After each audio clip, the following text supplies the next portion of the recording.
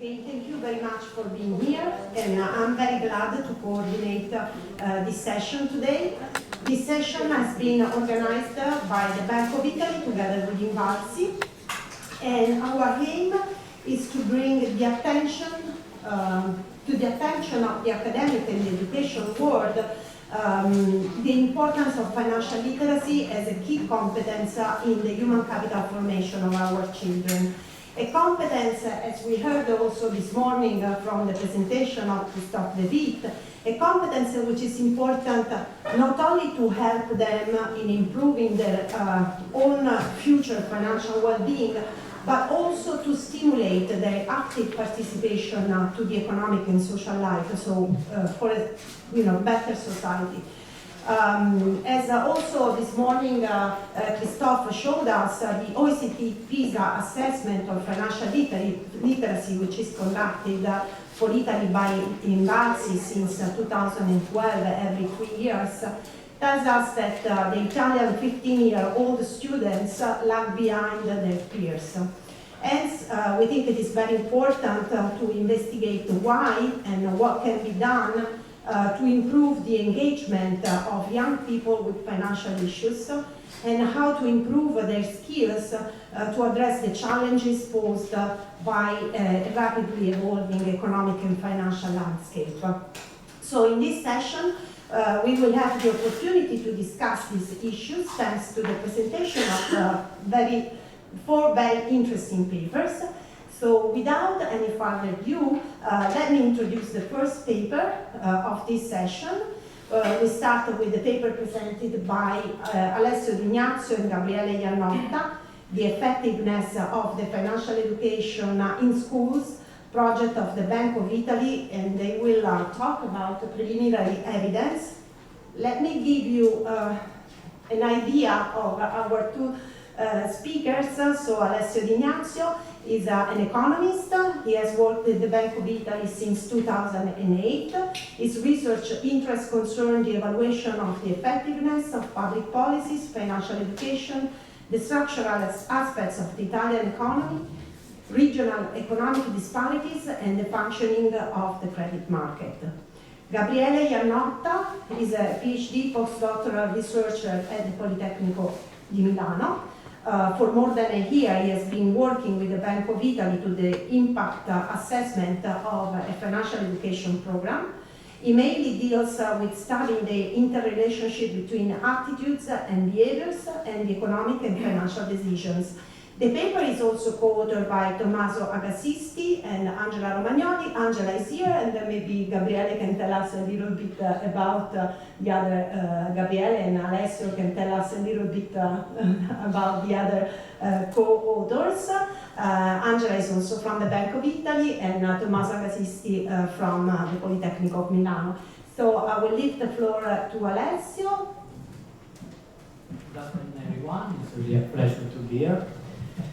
In this talk, I and Gabriele will introduce some preliminary evidence of a joint work, which is actually a program evaluation paper where we assess the effectiveness of Bank of Italy project Financial Education in School.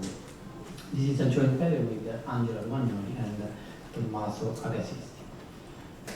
So that's the agenda. I will introduce the project of Financial Education in School program by the Bank of Italy, and then I will give you a sketch of the empirical strategy that we use to assess its effectiveness.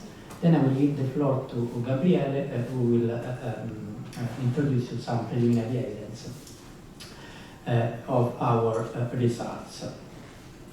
Now, we have seen in the morning during the very interesting keynote speech by Professor De Witt that financial education is a very important topic worldwide. And we know it quite well in the Bank of Italy, so well that in 2007 the Bank of Italy launched a program, Financial Education in School, signing a memorandum of understanding with the Ministry of Education. So the aim is to bring financial education in school. The program started in school year 2008-2009 And so far it has involved more than 500,000 students from the age 6 to 19. So the program involves primary school,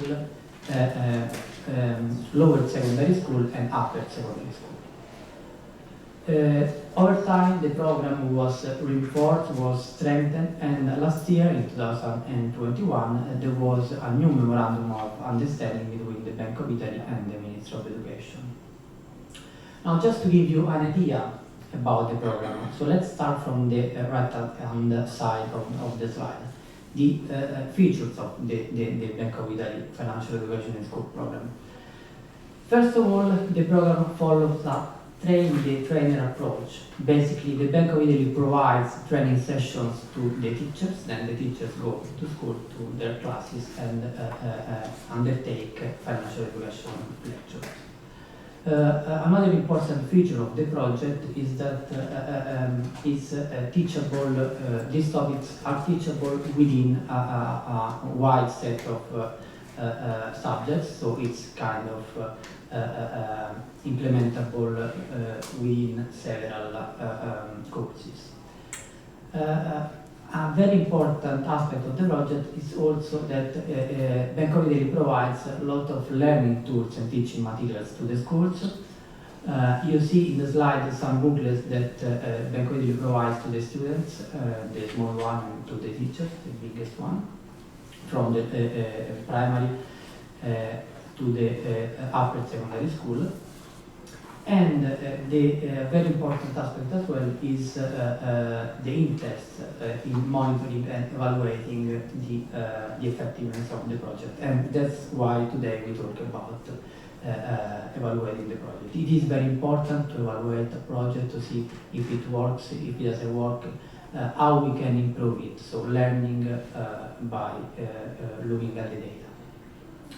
Now, if you look at the topics that are covered by the project, there are 5 broad topics, you see them in the slide, that are connected to each other.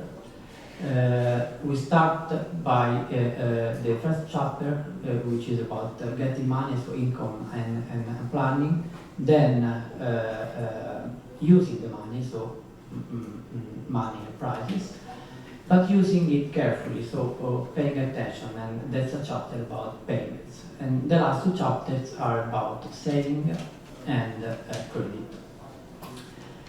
I want to stress the fact that the approach that Bank of Italy followed in this program, in this project, is a storytelling one. And in this approach, students are kind of pushed to identify themselves with the protagonists of the booklets, which are for guys, to ladies and to girls, and a dog. So in this case, they should engage better, let's say. Now let's go more into detail, into the details, and let me show you our identification strategy. Again, this morning we have seen that the gold standard when we talk about program evaluation is a randomized control trial, and that's exactly what we did to evaluate the impact of our project. So we ran a randomized control trial approach in collaboration, of course, with Polytechnico di Milano, but also with INVALSI. We devised 2 experiments. The first one for the primary school, and the second one for the lower secondary school.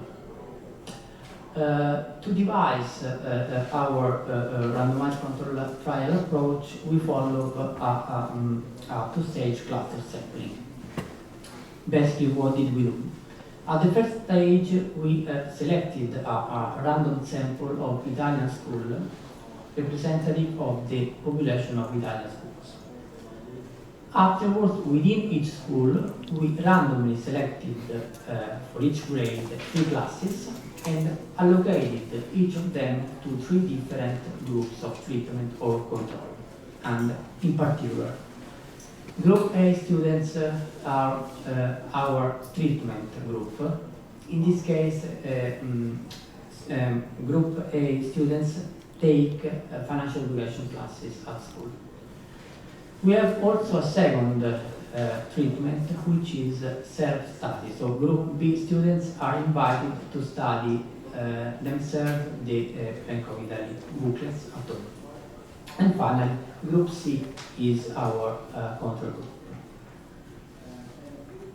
Now that's the timetable in a glimpse. First thing we did was a pilot study in the spring 2021. The pilot study was very important to finalize the questionnaire that we administrated to the students.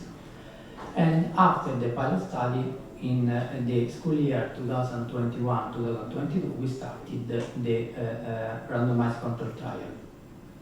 The first thing we did was to provide teachers with training sessions. In the training sessions, we explained the Bank of Italy materials, the topics that they were going to teach to the students, and also how the experiment was supposed to work. Afterwards, there was a pre-test which was administered to all the students participating to the RCT, so Group A, B, and C. And afterwards, there was the treatment, and in particular, Group A students undertook financial education classes at school, Group B students studied the materials at home, and Group C students did basically nothing, so they were the control group. At the end of the treatment period, all the students took a final test. Now, as you can imagine, we undertook this randomized control trial in a very difficult time, which was the one affected by the COVID pandemic. So it was a challenge for us to engage the schools, and we struggled a lot. And it was very valuable, the help of INVALSI, which really was crucial for us to end up with a good number of participating schools, and to help us in engaging students and engaging teachers. So that was actually one of the most difficult tasks that we have to address. Also, the logistics of the randomized control trial was not that easy. Was quite demanding. In the slide you see the making of a box that was sent to a primary school. I think for about 19 schools, a lot of boxes. In this case, the booklets for the students, the booklets for the teachers, the test in a paper form, and a folder with stickers to be put on the test with the students' CD codes. It didn't end up there because during the experimentation we provided full support to the schools that participated. There was a kind of a hotline with me, Angela, and Gabriele as well, providing prompt replies and help to the schools that were experiencing difficulties. Okay, I'm done with my time, and I leave the floor to Gabriele for the follow-up.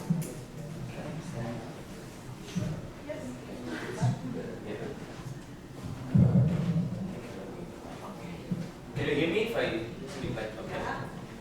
Okay, so this second part of the presentation will be dedicated to show you how and which data were actually collected, their descriptive statistics, and some very preliminary results that still are worthy to be presented. So before starting, I would like to thank Marta Canistra, PhD candidate of the Progetto di Milano, who provided and is providing great help for the development of this study. So thank you, Marta. And then first things first, we have here a quick overview of how data were actually collected. As Alessio already said, we basically sent to the schools paper-based pre- and post-tests for students, didactica resources of the Bank of Italy for both primary and lower secondary classes, and these labels to be attached that on test with individual codes for each student, what is called codice C. And then a second stage, where of course students actually perform first the pre-tests and then the post-tests. And teachers collected all these papers and sent them by mail. And then the third stage, so all the data were actually entered into Excel, and so that the data analysis could actually start.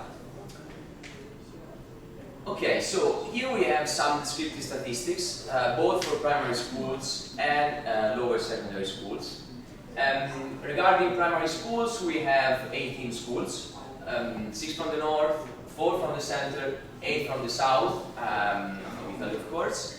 And for each school, both primary and lower secondary school classes were involved, and 3 classes for each school, so that one for each group. So the treatment, group A, treatment with the course, the treatment without the course with just the material, and group C, which is the control group. 885 students of primary schools were involved. And regarding the data cleaning process, I have to say that, of course, in addition to the pre and post tests completely left blank that have been excluded, there was this one class, group B, that we actually realized that all the post tests were compiled with the same handwriting. So that either it was a very strange coincidence, or there actually been some cheating there. So for now, we are opting for the second guess. So cheating, we think that the cheating is there. So here we have some pre-test score, but I will talk about them in a minute when I will show you some very preliminary results. Because here we have the lower secondary schools, the descriptive statistics. We have 19 schools, so one school more, so we have more students, more than 1,000. The data cleaning process was exactly the same, so pre and post test left blank had been excluded. And here we have again one class excluded, this time not for cheating, but because the pre-test had never been sent. Regarding some, here we have the mean percentage of correct answers of students. As you can see from the pre-test, the level and the 3 groups are quite balanced. So there are no statistically difference among the 3 means.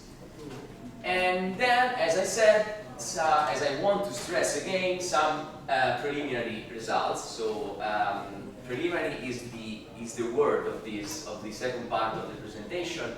As you can see, we have the pre-tests again, and this time also the post-tests. As you can read, all the 3 groups actually improve, and the improvement is statistically significant. But we have to say that groups A stand out. And the improvement is much more bigger, is by 15% compared to the 4 and 8% of the other 2 groups, and this difference is statistically significant. And another thing that has to be said is that Group B's pre-tests are actually better than Group A. As you can see, the 72% is actually statistically significant. Okay, so in addition to students' tests, we actually involve also the teachers. And the idea is not to test them, of course, is to ask them some questions and use them as controls for our analysis. And we did this in using some online questionnaires. One questionnaire before the course on financial habits, and another one after the course with some feedbacks on the project. Okay, so so we have basically mostly women teachers, more than 35 years old. The 80% of them save, but actually just the 70% of them invest. Another thing that has to be said is that 80% of them are in favor of introducing financial education in school, and they also they say that the material of the Bank of Italy is sufficiently suitable for students, for the preparation of students. Okay, here we have, so what I did is actually to go a little bit to dig into the characteristics of these t-shirts, and I did this analysis by subgroups, and we realized that there is a statistically significant difference between Group A t-shirts and Group B and C t-shirts. As you can see, 20% are men against just 3%. That is the sum of Group B and Group C.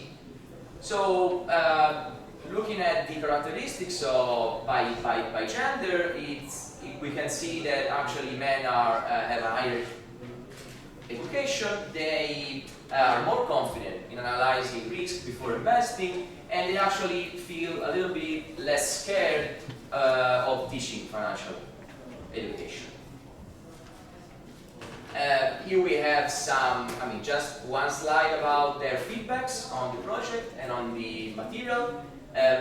One out of 3 of the teachers actually spent less than 6 hours to prepare, but almost 60%, more than 60% of them actually taught the course more than 10 hours. The major difficulty was the lack of time to teach. We have to say that the most chosen option was the one no difficulty at all. Just one focus, I think we have time, on this Likert question, which was, I feel now motivated to teach financial education in the following years, which is a question in the test after the course. And I have to say that if we compare the Group A teachers, the idea that they had before starting the course, when we asked them, are you ready to teach financial education? And if we look at the answer after the course, it was, are you motivated to teach financial education again in the following years? We can see that it is an improvement, an increase. So, some key takeaways from this second part of the presentation. Financial education, of course, seems effective in improving financial knowledge of primary school students, at least from these very preliminary results. We have to, I think, deepen a little bit more this gender gap that seems to arise among groups, with just one male teacher assigned either to Group B or C. And we have seen that men result to have a higher education and higher financial confidence. And another thing that we have to say is that after the course, teachers are more motivated in teaching financial education in the following years. And of course, some next steps, as you might have understood, there's a lot of work to do. So one thing is to analyze also the lower secondary schools, of course, and to link all these data, all the students' data with INVALSI data, with student scores, and then include teachers' attitudes and behaviors emerging from, especially from the first questionnaire on financial habits, as control variables.